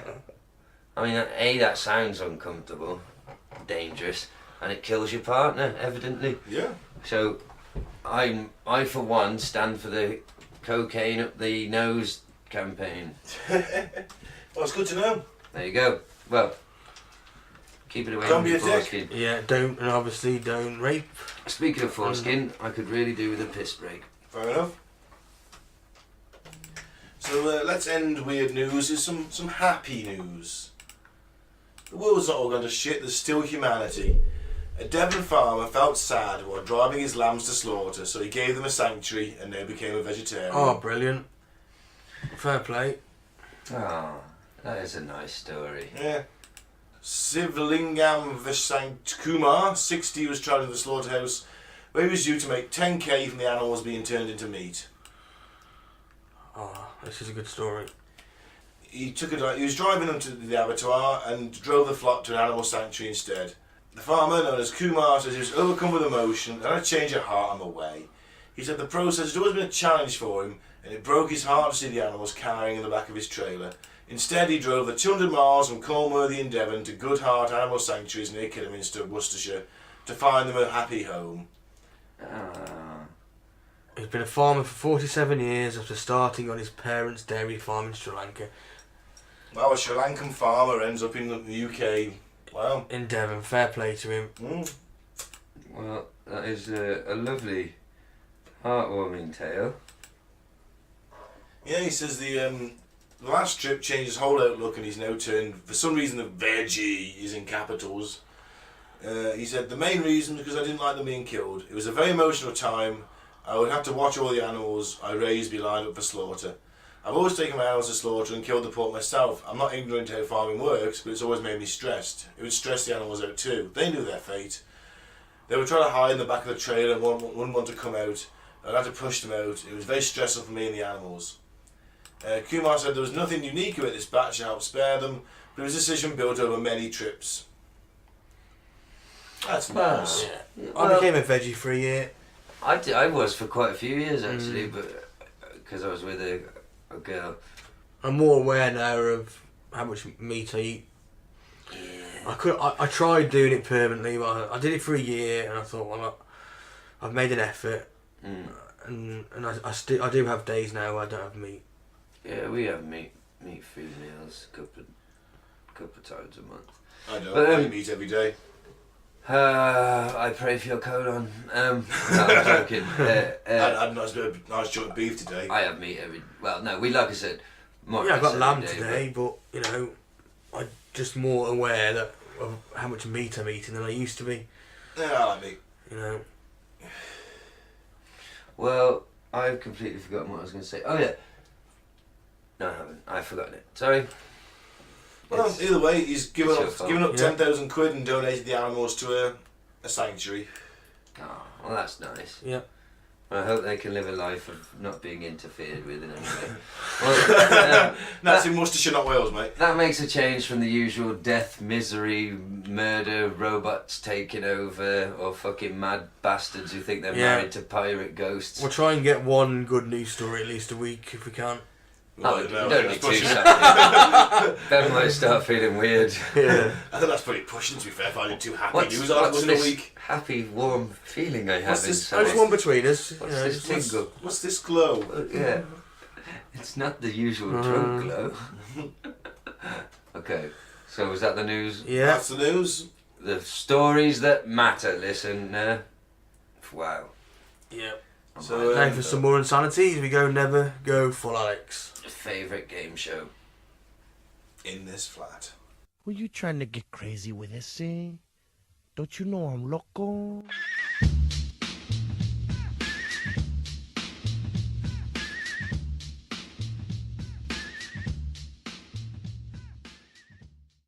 Basically, Mike will find us a couple of clips of some random weirdos who will then pit in an insanity battle royale against the arch lunatic himself, Alex Jones. Saint Alex Jones. Patron saint of the show. We should explain in a sort of ironic kind of way. Yeah. We get a lot of entertainment out of this crazy motherfucker. That we do. He's kept us entertained for over a year now, Yeah. every Sunday. And in a strange way, I doth my cap to him. I still want to fight him. Oh, sorry, I doth my my aluminum hat to him. I still want to fight him. Oh, you're gonna lose, Ben. No, man. Trust me. Sorry, mate. As your friend, I need to tell you I need this. you in my corner. I need you and Mike in my corner. Give me a towel No, and I'm give me a drink like and that. I'm like Adrian in Rocky 2. It's like you can win.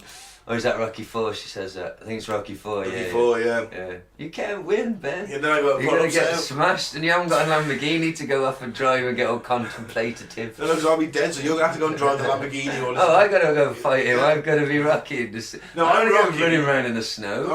I'm like the Apollo in this Oh, scenario. I'm not gonna be. Yeah, so you die for Yeah, so one of you two is going to fight him. I'm not fighting him.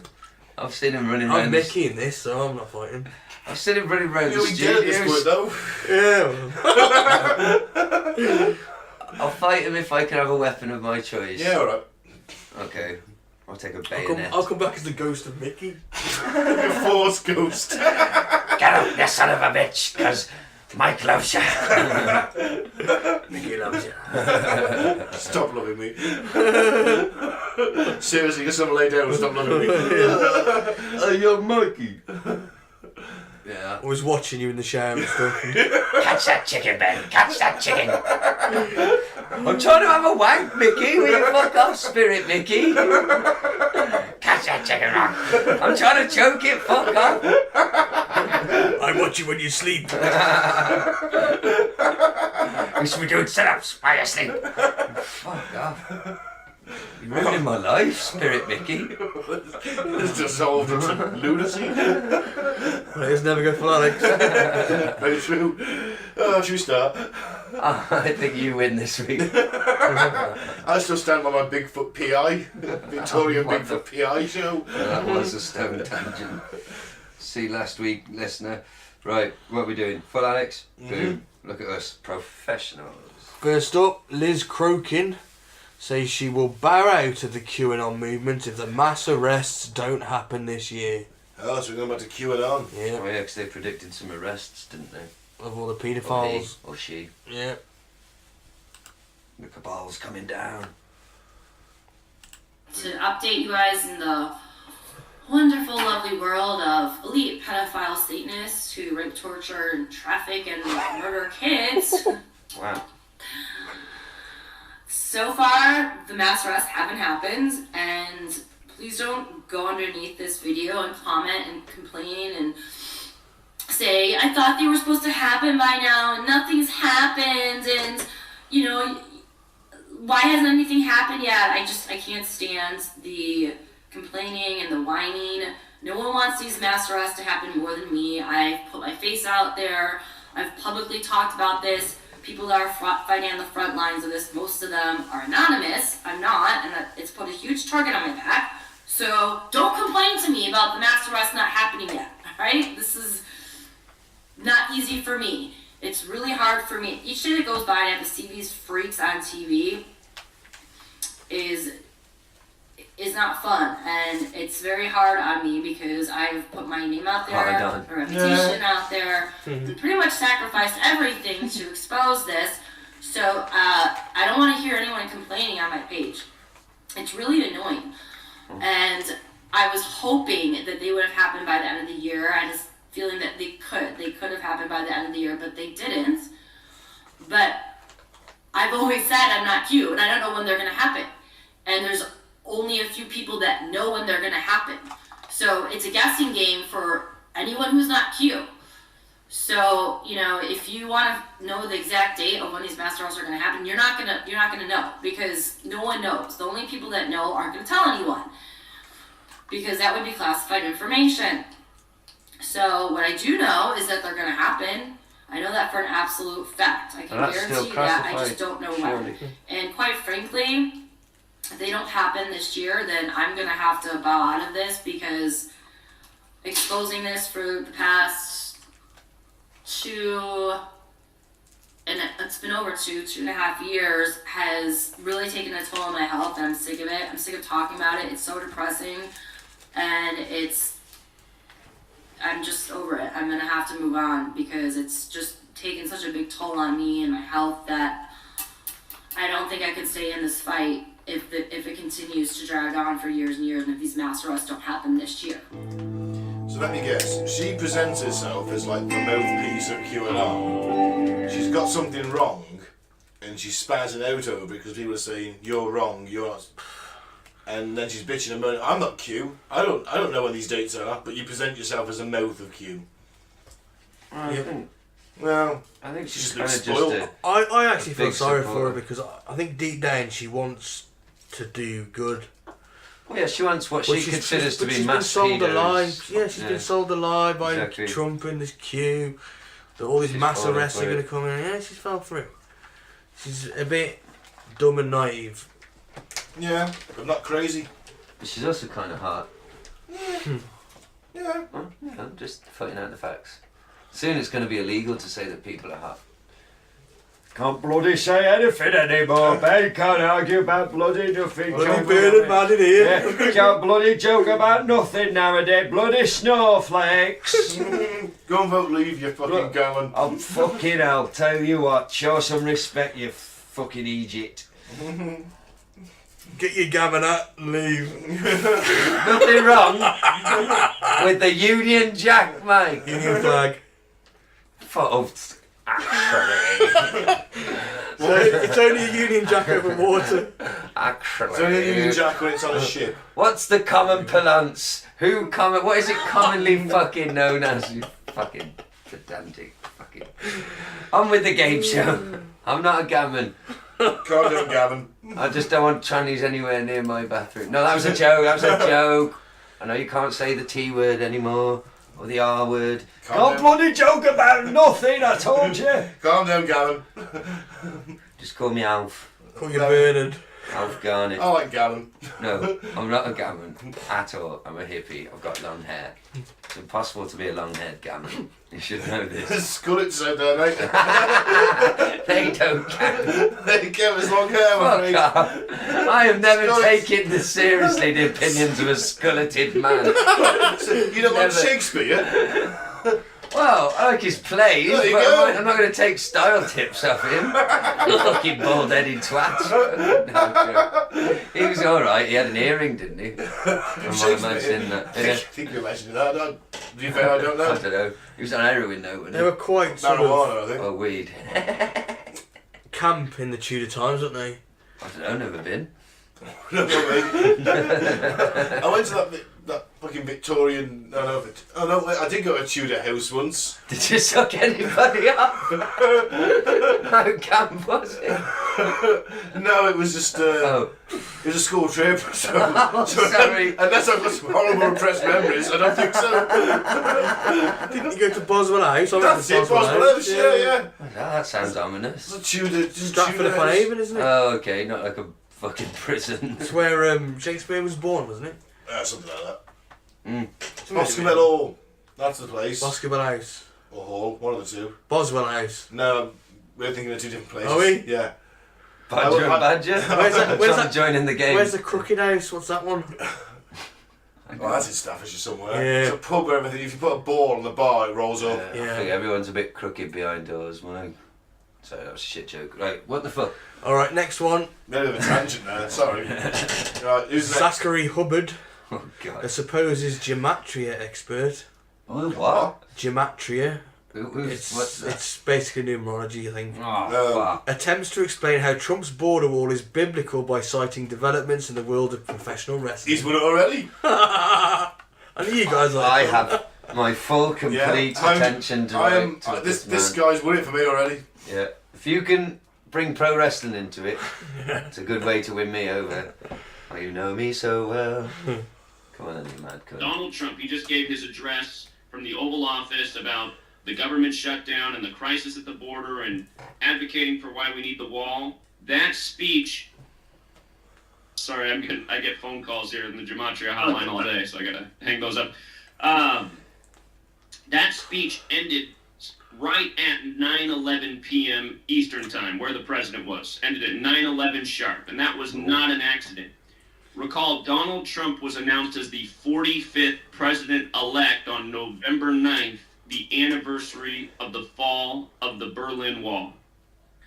And if you take the alphabetic order in the rules of numerology, Berlin Wall sums to 45. So Donald Trump becomes 45th president-elect on the anniversary of the fall of the wall, a man who ran a campaign that had a lot to do with building a wall. He made two guarantees. He beat Hillary Clinton and he built the wall. Those were his two guarantees. And what he called his victory speech, which was given April 26, 2016, on his wife Melania's birthday. So anyhow, that date, November 9th, can be written 9/11, like 9/11. And then he gives this speech, and it ends at 9/11 sharp. Now, in the world of entertainment, what was going on that same day is the wrestler Jericho. Jericho in the Bible has to do with the wall that's blown down by the trumpets, and we have the trumpets ticket, like trumpets. Trumpets. By the way, Holy Bible sums to 45.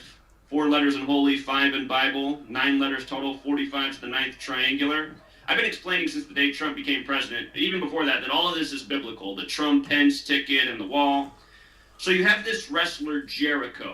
He becomes the big story in the world of wrestling the same day that Trump is giving this speech. And if you look up what day his birthday is, it is November 9th.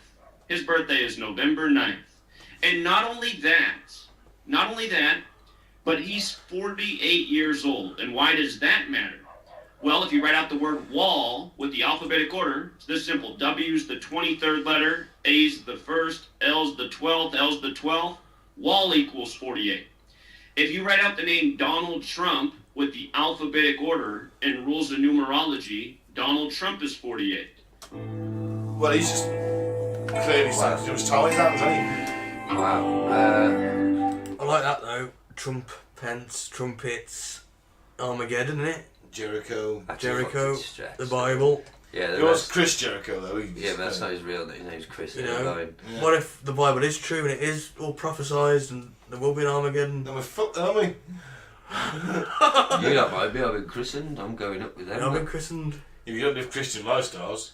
Doesn't matter that you that's the beauty of Christianity. Right at the end, yeah, you go, forgive me, big cunt. You'll repent and say you've been baptised. No. That's it. You're going to have to stay on Earth and fight demons 7 Bye, years. Bye, mate. I want to join up with the big fucking S himself. But you know he loses, so what's the point? Have some fun.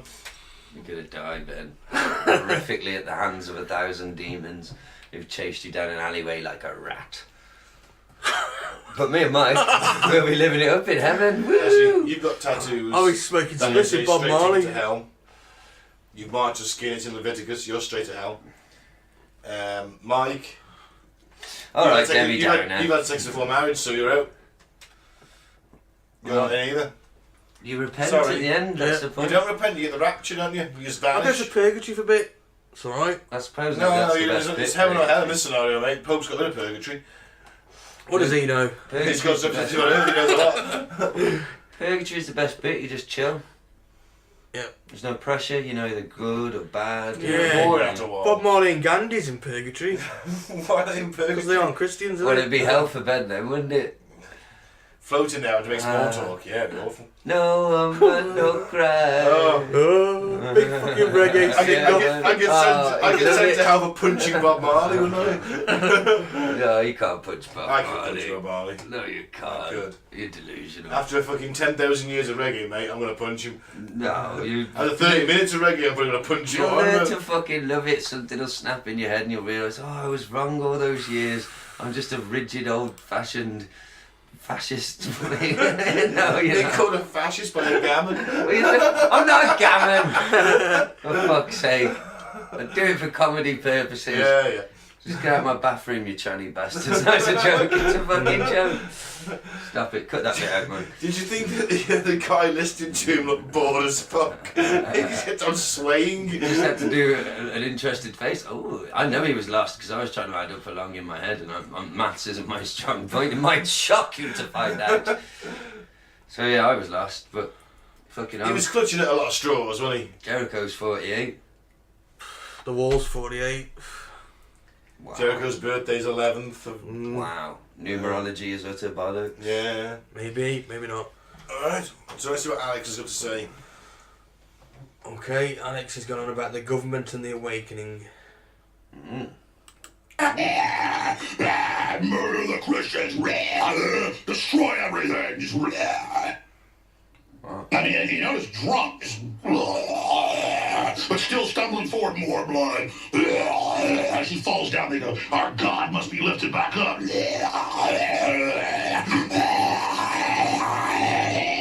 More blood of the innocent. I feel uncomfortable. Sell the very parts, arrest the reporters that expose for keeping babies alive, eat the hospitals with their bodies, have the Pepsi taste testing systems be based on fetal tissue, all demonic systems, genetically engineer all the crops, overthrow creation, more blood. That's Hillary. I mean, this is a generation. But they pose and go, liberal. Oh, I have a liberal voice. I have a trendy gay marriage. Well, they're just stealing trillions out the back door, putting cancer viruses in the vaccines, poisoning everything, GMOs, sterilants, total world government, child snuff films, giant money laundering operations, trillions a year in narcotics traffic, total command bases, underground fortresses, satanic worship at Skull and Bones, Bohemian Grove, force bases, nuclear missile command bases, deep orbit, just particle beams, savage, life extension fortresses. Gay marriage. Total. Did you read the New York Times? Oh, we're such intellectuals. Oh. I mean, you people live in the Matrix that think I'm a kook. And White House, connected groups write articles when I talk about begging trendies to listen to me. Alex says no one's listening to them, and he's begging people to listen to him as his credibility falters and as his popularity implodes. And and Kate Upton's ugly. This show is exploding in popularity. People are listening all over the place. Massive awakening is taking place.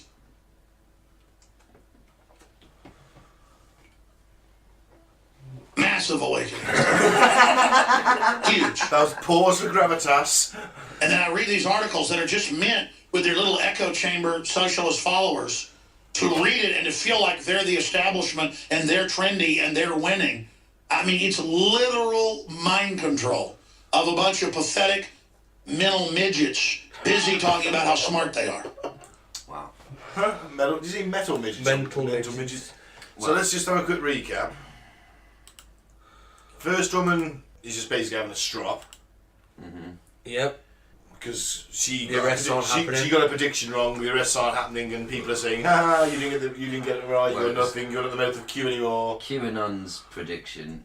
She's just a supporter of QAnon, she's not connected to him. That's it. She's just a random, someone with a few internet followers. But yeah, so I think she's just a bit annoyed, trying to save face a bit. Yes, that's it, trying to save face, best way to put it. This twat. Numerology guy, clutching at straws, but hey, I love his inventiveness. He's like a fucking woman at the end of a pier reading tarot cards, just fucking utter horse shit pulled out of your arse. Yeah. To con the weak and feeble-minded. I actually went down a bit of a rabbit hole with this. So I didn't know what it was. I was like, what the fuck is gematria? So I looked into it, and I've seen a few of his videos, and yeah. Are you okay, Mike? I'm alright now, but when you go down there... Yeah, but it's like the numerological equivalent, I can't say that, of pareidolia, isn't it? Like, if you want to see the patterns in the numbers and like, you can make the wall, but couldn't you also make like but there's like four different... No, there's not just one way of doing it, there's like invert the alphabet and all this. There's 4 different ways. So you're basically just picking and choosing until you actually get what you fucking want. So it's like, it equals 48 on that one. Yeah. Okay. And it equals 48 on that one. Then we're fucked because our science officer's now a believer in numerology. Yeah, well, in all fairness, Gaz, the moon was full of fucking lizard people a few months ago. Oh, so that's perfectly sensible assumption to make then. Not if you're the science officer. Well, that was before I started this podcast. A year and a half down the line, I'm into gematria and fucking reptiles. As long as you stay away from the cocaine and the goat anuses, we're going to be fine. Yes. I want that. So yeah, number 3. I think once again, to be honest, guys, spoiler alert. He's the champion. He's the king. He's the fucking beast of crazy shit. He's like the Muhammad Ali of talking insane, batshit fucking wank, isn't he? Wank puffery. Yes. Needs something special to beat him. Verbal wank puffery. Well, he has been defeated. He has been topped on occasion. Jesse Nicholson's had a go. Pat Robinson's. Okay. Tom Horn. Little Tommy Horn's had a go. Just like the great one on his debut. Just like the great one, Muhammad Ali. He did.